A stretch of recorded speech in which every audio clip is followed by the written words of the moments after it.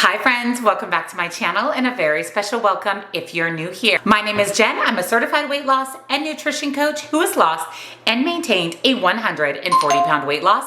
And it is Friday, so it is weigh-in day. We're gonna talk about my week, my weigh-in. I have so much to tell you, so many updates, a massive NSV. There's so much to share. So if you're excited, give this video a big, huge thumbs up. Make sure you're subscribed, your bell notification is turned on because I upload a weigh-in update video every Friday. Down in the description box, you will find nutrition coaching. Highly recommend personalized macros and calories. That is what I follow to lose and maintain my 140-pound weight loss, as well as one-on-one coaching for questions, accountability, or to talk with me directly. Links, discounts to my favorite things, and come join our Facebook group. It's free, it's supportive. We would love to have you. I have so much to tell you. Let's jump in.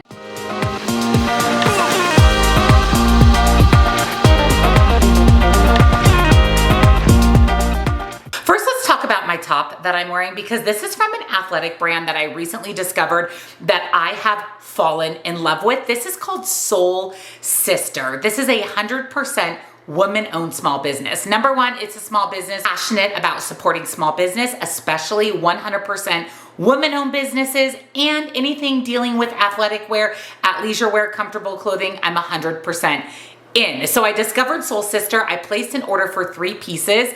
And I cannot wait to share them with you. The top that I'm wearing here is from Soul Sister. Wait until you see their unique product, skirted leggings and skirted shorts. Game changing, absolutely game changing. So first let's talk about my shirt. I have been loving this for doing my runs, walking to and from the gym.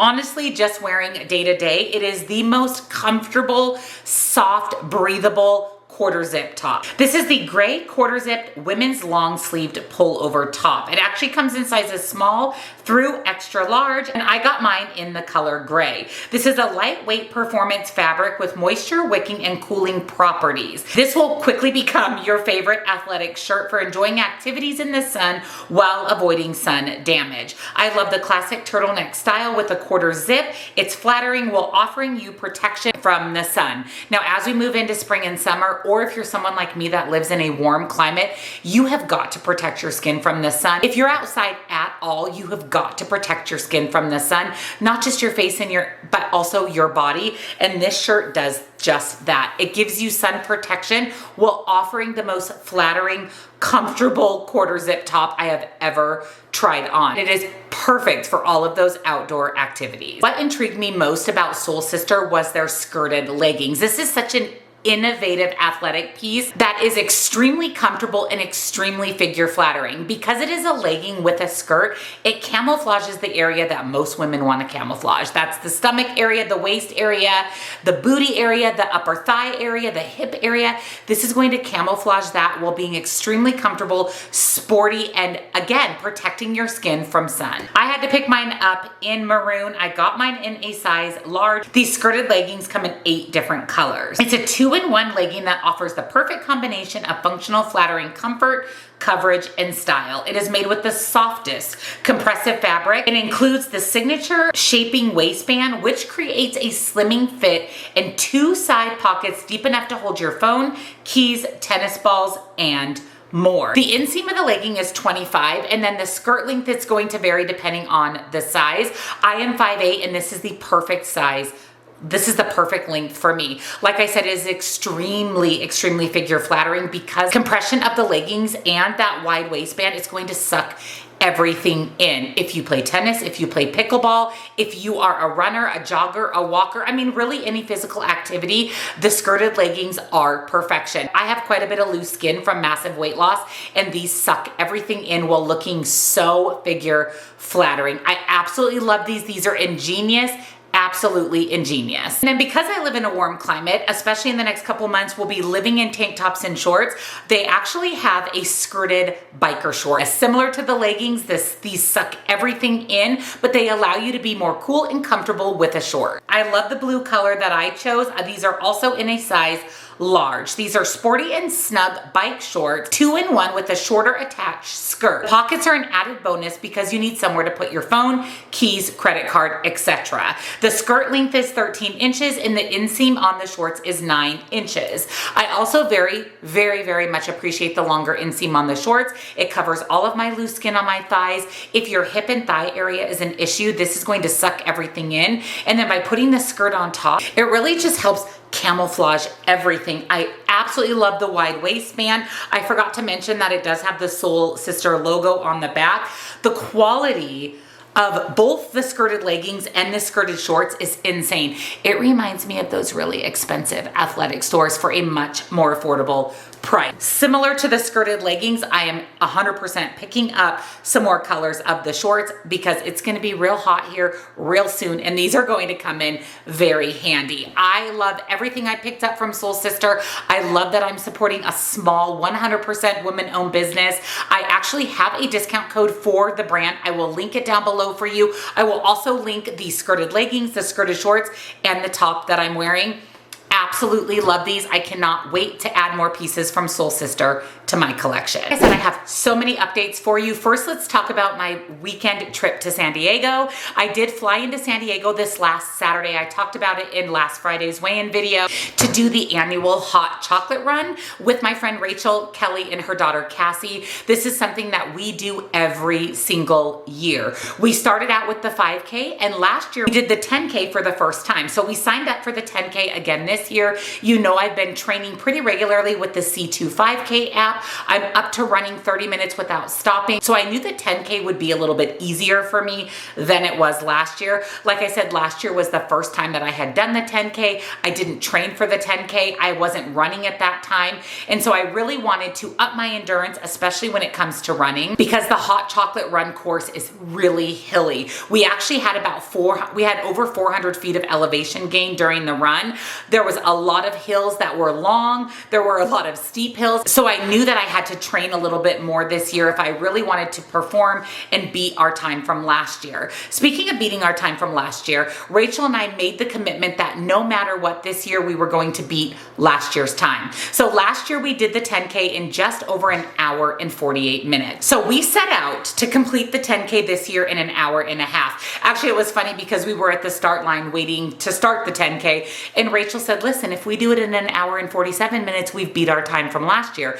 And she's not wrong. She is not wrong. We really wanted to shoot for an hour and a half. That averages about a 15-minute mile. So that means some running, some walking. Obviously, we would walk up those hills. I'm not at the stage of running that I can run up a really long, in-depth hill. So I knew that we would be walking some of the 10K, running some of the 10K. We committed to running anytime there was a flat surface or any bit of a downhill slope. And if we could run up some of the less intense hills, we were going to shoot for that. But truly, we were watching our mile time and we were shooting for a 15-minute mile. So I flew in Saturday. I got there at 4 p.m. The race was on Sunday morning. We started at 8 a.m. And then I flew home actually Monday morning. So I was in San Diego for less than 48 hours. It was a really fast turnaround, which ended up being a good thing for Lola. I'll get into Lola next. The 5K started at 7 a.m. The 10 and 15K started at 8 a.m. So my friend Kelly and my friend Cassie actually started at 7, and Rachel and I had a whole hour. So we went to this little local coffee shop in downtown San Diego. I had a croissant, which is the perfect thing to have before a run. Those fast acting carbohydrates to give you energy. We walked down to the start line. We stretched like good runners. We stretched before the run and we were ready to go. Gun went off and we started the 10K, and right out of the gate you immediately go up a hill. That's how this particular course is. So we decided that we would jog to the hill, we would walk up the hill, and then once we got to the top we would start intervals of running and walking. Our goal was 3 minutes of running, 1 minute of walking. Well, that quickly went away because there was, like I said, the course is really hilly, so the 3 minutes, 1 minute didn't really work. We decided to ixnay the intervals and just run whenever we could. So Rachel and I stuck together for about the first 2 miles of the course. I'm a lot faster than her. I'm much taller than her, so I have a longer stride, and I felt like I ended up having to wait for her a lot. There were times that I had to go back and get her. So we ultimately decided together that we were going to basically just go our separate ways for the 10K, that we were going to stick to the 15-minute mile, beating our time from last year. I ended up leaving Rachel, which worked out honestly better for both of us. We were both going to the same finish finish line. So I wanted to run more of the 5K, more of the 10K than Rachel did. She didn't want to run as much as me. She wasn't able to train as much as me for the running. And I wanted to really, really push myself for this 10K. And I really wanted to dramatically beat my time from last year. I wasn't competing with Rachel. I'm only competing with myself. And my goal was to beat my time last year. So I took off and I ran as much as I could. There's one stretch of the run. It's between mile 3 and mile 4. So a 10K, if you didn't know, is about 6.2 miles total. So between the 3 and 4 mile window, you actually go pretty far up one road and then back that road. Well, going up is a bit of an incline and then coming back is a bit of a decline. So I told myself when I got to that part of the course, when I got to about mile 3, that I was going to run as much of the steady incline that I could and that I was committing to running the entire decline. And it's a very slight decline. It's not a hill. It's a very, very slight decline. I was going to run that entire thing. So I ended up running an entire mile without stopping. That took me down the majority of that road and took me to where I encountered another hill. So I walked up the hill and then again committed to running as much of the course as possible. I pushed myself really, really hard. I mean, harder than I've ever pushed myself during a race. This was double the amount that I normally do for a 5K. And I kept an eye on my watch and I was averaging right around a 12.5 to a 13.5 minute mile, which is really good considering how hilly and intense some of this 10K course is. So I knew that I was beating our time from last year because last year we had about a 17.5 minute mile. And I knew, like I said, if we did a 15-minute mile, we would absolutely beat our time. And the fact that I was around the 13-ish minute mile, I knew that I was smoking my time from last year. And that just got me more excited, got me more motivated. So I am just trucking along. Anytime I could run, I would run. I feel like those 6 miles went by pretty quickly and I finished the 10K in 1 hour, 21 minutes and some odd seconds. I think 16 seconds. 1 hour, 20 minutes. So I shaved off almost 30 minutes of my time from last year.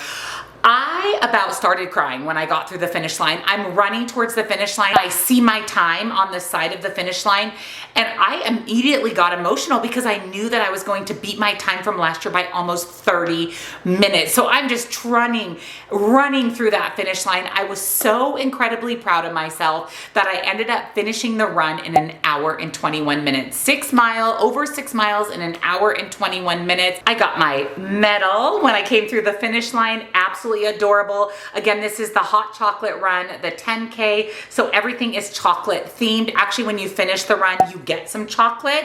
You get hot chocolate and all the fun stuff to dip in this yummy chocolate ganache. I grabbed my medal, grabbed my water, pulled my phone out and went back to the finish line because I knew Rachel was behind me. I wasn't sure how far behind me she was because, like I said, I left her around the 2 mile mark. So I had done 4+ miles by myself. So I'm standing there and next thing I know, here she comes, just trucking through the finish line. And she actually finished in 1 hour and 31 minutes. So she beat our time last year by almost 20 minutes, consistently did a 15-minute mile. She said that she was watching her watch to make sure that she did a 15-minute mile. And if she wasn't at that mile marker by 15 minutes, she was trucking as fast as she could to get there. So we both beat our best time last year by 20 minutes for Rachel and almost 30 minutes for me. We were so incredibly proud of ourselves. I kept telling her, great, now we have to beat this time next year. So we're even setting the bar even higher for us for next year. But the good news is that we'll have a lot more time to train. We'll have a full year versus just a couple of months that we trained this year. And that's pretty incredible that with minimal training, just a few months of training, that we were able to drastically beat our 10K time. This is such a special thing. This is such a massive NSV for both of us. I'm so proud of us. I'm proud of Kelly for finishing the 5K. It was just such a rewarding day. To be honest with you, it was probably one of the most rewarding non-scale victories of my weight loss journey so far. I'm just so proud of us. I'm just so incredibly proud of us. After the run, we went and had coffee and breakfast, and then we went shopping. We went to the UTC mall. We went to Lululemon, Aloe. We had the most delicious little mini donuts. We just had such an amazing day. I had over 25,000 steps by the end of the day. I was sore. I was actually sore through Tuesday. My legs were sore, my body was sore. It was a lot. It was a lot on us, but I'm so incredibly proud of us. It's really truly one of those things on a weight loss journey that you never thought that you would do. I never thought I would ever do a 10K, more or less run a good portion of the 10K. I would say that I ran at least half, if not more, of the 10K, and that I could have such a great finishing time. It was just amazing. So amazing, so rewarding. I'm beyond proud of all of us. Me, Rachel, Kelly, Cassie, we killed it. It was so much fun. And this little baby right here holds a very special place in my heart. So I mentioned Lola in the beginning. Lola and I are very close. Troy says we're codependent, which is honestly true. We're very codependent on each other. And when I'm gone, she gets really sad. Sometimes she does well. Like when I went to Hawaii in November, I was gone for an entire week. She did great. Sometimes I'll go to my boot camp girls night for 3 hours and she's miserable and mopes around the entire time. Well, this time she didn't do so well. She was pretty sad. The first night that I was gone on Saturday when I flew in, she wouldn't eat. She wouldn't eat her dinner. Troy said she really wouldn't take treats. He basically had to force her to take her medication. And then all day Sunday, she was just moping around, just laying in bed. He did finally get her to eat Sunday night, thank goodness. He was able to get her pills, which is absolutely important. She has to have her heart medication. She has to have her medication for her high protein, for her kidneys. So he was able to give her medication, but she really just didn't do well with me being gone. She moped around a lot. He told her Monday morning when he left to go to the airport that I was coming home, and she got very excited. Her ears perked right up. And when I walked in the door, she was so excited to see me, so excited. It was really hard for me. I knew that she was struggling with me being gone and just the immense guilt that I felt for leaving her. I'm just honestly not in a position to leave Lola right now. I feel like as she gets older and as she's went through so much with her cancer, I just don't feel comfortable leaving her. Not that she's not healthy, because she is. She's actually doing really, really well. Her lymph nodes to me feel great. She's happy, she's healthy, she's eating when I'm home. The minute I got home, she's back to normal. She's eating her treats, she's prancing around, she's living her best life. You guys actually saw it in Wednesday's What I Eat in a Day. I took you home with me from San Diego on Monday when I filmed, and you got to see Lola. She was just happy and she was excited to see me and back to her normal self. Even Troy said, wow, big difference between 2 hours ago and now that you're home. She just, for some reason, just really misses me when I'm gone. And during the day, she's typically fine. It's at night. It's when it gets dark outside, she starts to get really mopey and sad. I don't know why. Do you have a dog that does that? Do any of you have that same instance with that same situation with your dog, that they just get really mopey when you're gone?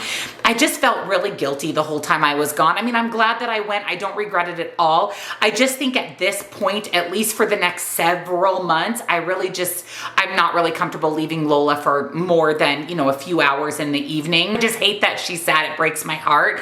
And I have my whole life to travel and do things. I don't have Lola my whole life. So this was just a reminder that it's important for me to just stay home and spend as much time with Lola as I can. And honestly, with us moving into our new house, we'll talk about that next. I'm not going to be traveling anyways. I'm going to be getting settled into my new home. My next trip that I have planned is in October. My friend Michelle from Australia is getting married in Tennessee. I'm planning on going to her wedding.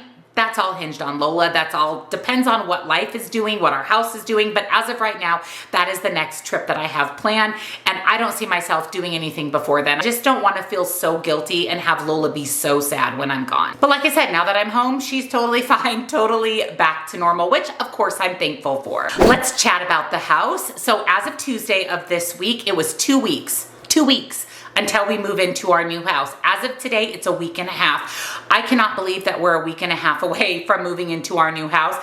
I feel like we're so far behind with everything. We're behind in packing. I still have to make phone calls to switch over power, garbage. Like, there's so many little moving pieces that we have to do. We have multiple inspections on our new house. We have to get this house ready to go. So Troy and I are really buckling down. We are really focused on packing. We're kind of clean. We're really cleaning things as we go, like wiping down blinds, wiping down walls. We're going to be selling off the rest of our furniture when we're about a week out from moving. So by this next Tuesday, we've had to make Home Depot runs. We ended up switching our refrigerator.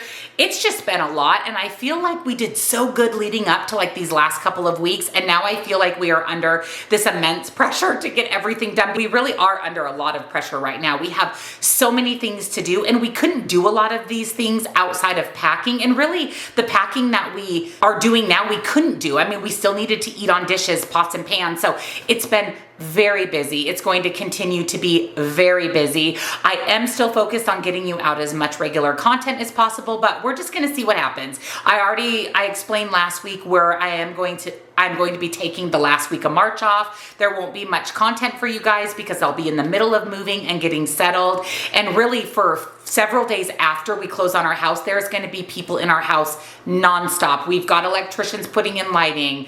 We have people coming to paint, people coming to delivering the furniture. There's so many moving pieces. I am going to be vlogging it as well. The next video that you will see will be up through closing on our house through March 25th. And then from there, you'll get an empty house tour. You'll see kind of what we do to the house as time goes on. There's many, many more house vlogs coming your way. I know you guys love those. You will see the next one towards the end of March. So being about a week and a half out, we're just wrapping up a lot of the finishing touches. We still have stone that needs to get put on the outside of our house. They're painting the final painting of the inside and the outside. Really the last things to happen, which will probably be this next week, are blinds. Blinds go in last, as well as the outdoor fireplace. The stone will go up, but the actual insert into the fireplace is one of the last things that happen. Then we have all the inspections through the city, the inspections through the builder. We have our final walkthrough on the 24th of March, and then we sign papers at 9 a.m. on the 25th. And that's when we officially own our house in Quail Creek, which is so crazy to me. I mean, I'm so incredibly excited. I'm just so overwhelmed and busy to be so excited. But I feel like between Troy and I, we'll be able to get all of this done. We'll be able to be ready to go by the 25th. It's just going to be a lot of packing, a lot of working together. We keep changing our mind about things. Like we changed our mind on the fridge. We changed our mind on light fixtures multiple times. You're going to see all of that in the house vlog. So a lot of mind changing and extra running around has happened. We actually went and picked out paint this week. It's just been a very, very busy week, but the house is coming along. We're so incredibly excited.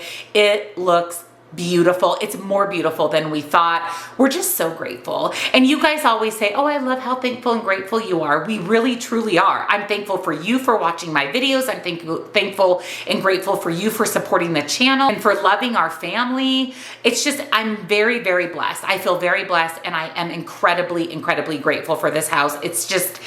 It's mind blowing that we actually get to live there, and that this is something that has been a dream for so long that's actually happening. So thank you again for everything, for all of your support. Me, Troy, Palmer, Lola, we all thank you from the bottom of our hearts.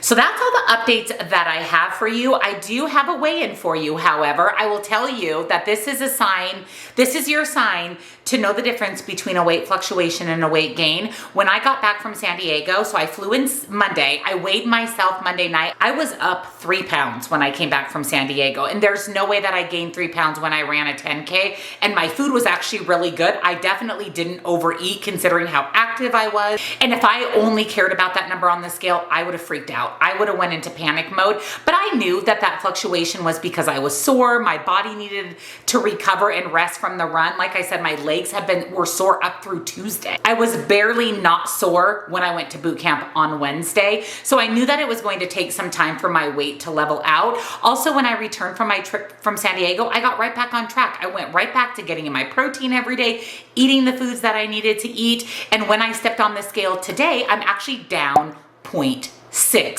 So that weight fluctuation went away, and I lost an additional 0.6 pounds.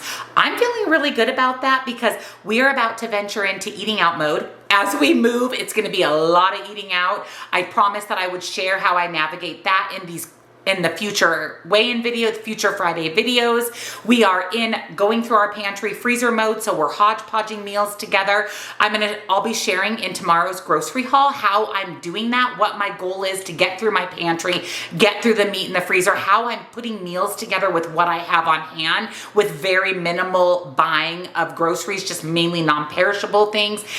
Budget shopping, budget groceries. There's a lot of good stuff coming your way, and we'll be starting that in tomorrow's grocery haul. So I feel really good about where I am. I'm starting at a weight that I'm comfortable with. You know that that maintenance is not a number, it's a range. So I actually have about a 10-pound range. So in the event that my weight changes a little bit as I'm eating out more, I'm okay with that. I'm okay with that because once we get settled in our new house, just like I get back from vacation, I'll be right back on track. So I'm feeling really good about losing 0.6 pounds.